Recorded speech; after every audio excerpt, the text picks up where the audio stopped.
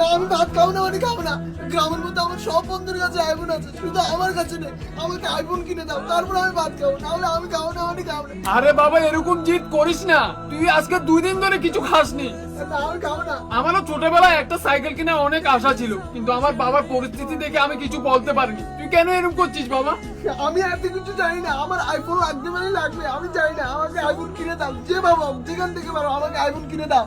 আরে বাবা এরকম করিস না। নাহলে আমি ভাত খাবো না, কোনোদিন খাবো না, এভাবে আমি বসে থাকবো, খাবো না। যা, তোর জিতের কাছে আমি হেরে গেলাম।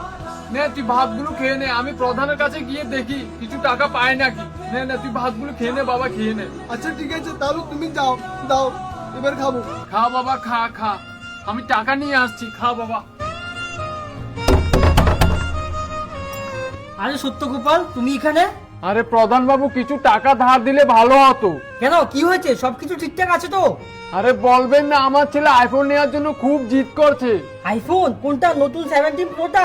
আরে প্রধান বাবু, আমি এত কিছু জানি না, আমাকে শুধু আপনি 2000 টাকা ধার দিন, আমি আপনাকে খুব তাড়াতাড়ি ফিরিয়ে দেবো।